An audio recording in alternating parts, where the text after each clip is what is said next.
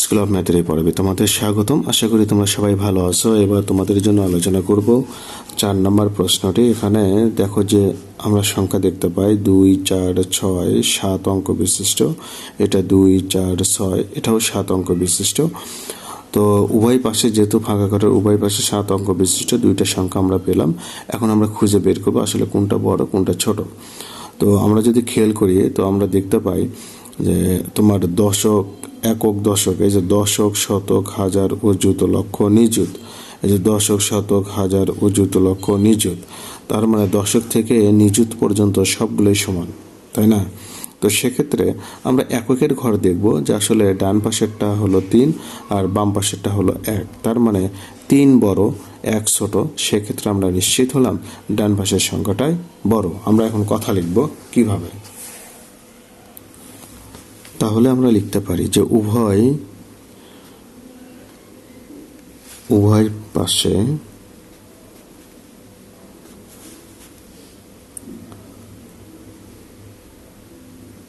দশক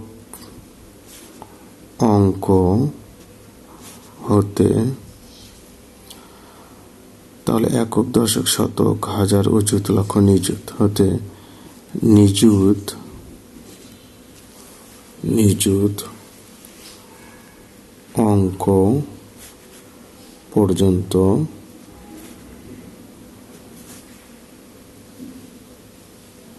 সমান। সেক্ষেত্রে আমরা দেখতে পাই যে ডান পাশে একক স্থানীয় অঙ্কটা বড়, কিন্তু ডান পাশের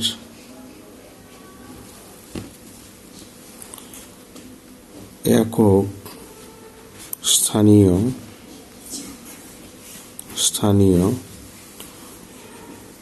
অঙ্ক বড়। সেক্ষেত্রে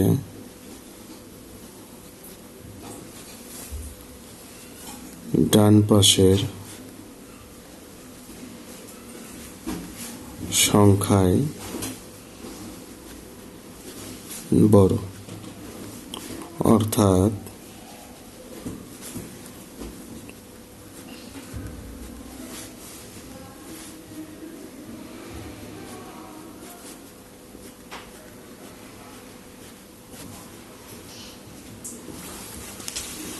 তো আমরা এখানে বলতে পারি যে অতএব বাম পাশের সংখ্যা 2, 4 অপেক্ষা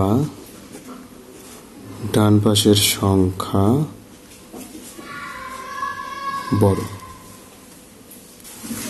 5 নম্বর প্রশ্ন আমরা দেখতে পাই বাম পাশের অঙ্কের সংখ্যা আর ডান পাশের অঙ্ক সংখ্যা সমান, এবং বাম পাশে দেখো একক, দশক, শতক, হাজার, অযুত, লক্ষ, 10 লক্ষ, 11,001, ডান পাশে একক, দশক, শতক, হাজার, অযুত, লক্ষ, 10 লক্ষ, 11,001, তার মানে সংখ্যাটাও সমান। তো আমরা লিখব যে উভয়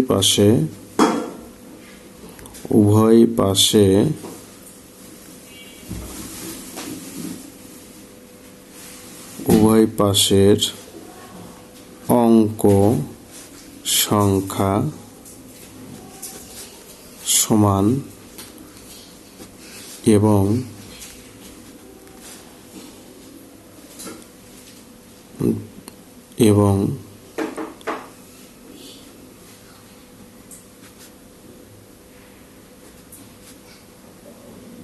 দুইটি সংখ্যা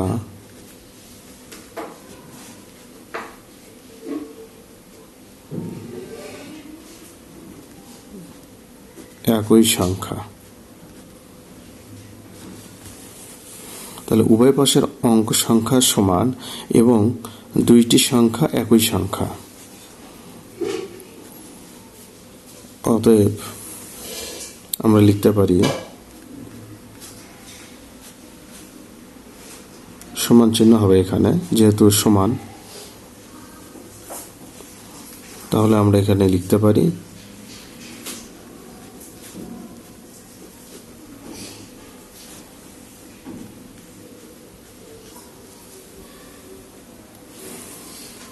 6 নম্বর প্রশ্নে আমরা দেখতে পাই যে ফাঁকা ঘরের বামে এবং ডানে অঙ্ক সংখ্যা যদি আমরা খেয়াল করি, ডান পাশে 2, 4, 6টা, বাম পাশে 2, 4, 6টা, 7টা। তো আমরা যেহেতু বাম পাশে 7টা অঙ্ক পেলাম, ডান পাশে 6টা পেলাম, তাহলে এখানে শুরুতেই আমরা নিশ্চিত হলাম যে আমাদের বাম পাশের সংখ্যাটাই বড় হবে। তো এখানে আমরা মানে শুরুতেই একবারে নিশ্চিত হলাম যে কোন সংখ্যাটা আমাদের বড়। তো তারপরেও আমরা একটু কথা লিখব। ফাঁকা ঘরের উভয়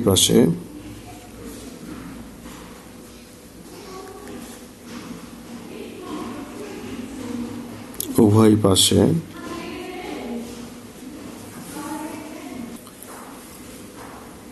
অঙ্ক সংখ্যা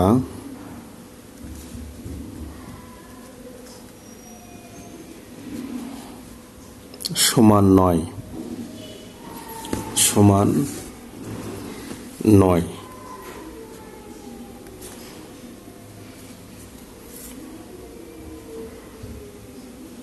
যেখানে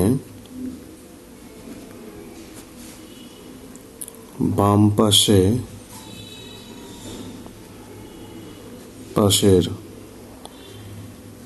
অঙ্ক সংখ্যা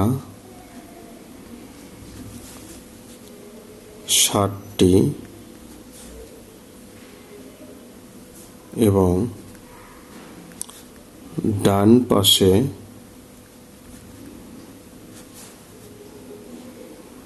6টি।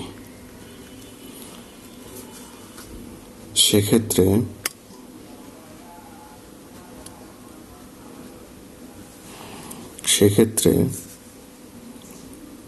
বাম পাশের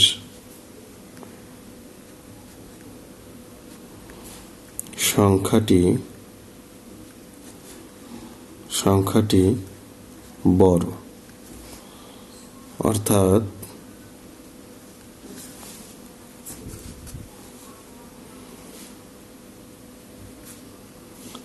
তাহলে এখানে 5 হলো 7টা, 2, 4, 6, 7, ডান পাশে 6টি।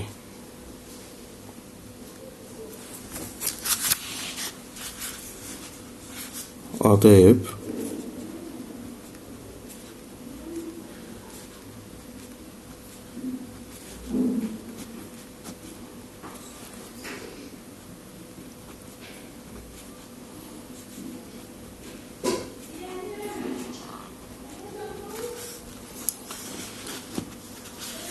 তো যদিও এটা হয়তো তুমি বলতে পারো যে এক কথায় বললেই তো হয়ে যায় যে আসলে বাম পাশে হলো 7টি অঙ্ক, ডান পাশে হলো 6টি অঙ্ক, বাম পাশেরটাই বড়, তো বড় চিহ্ন দিয়ে তুমি লিখলে।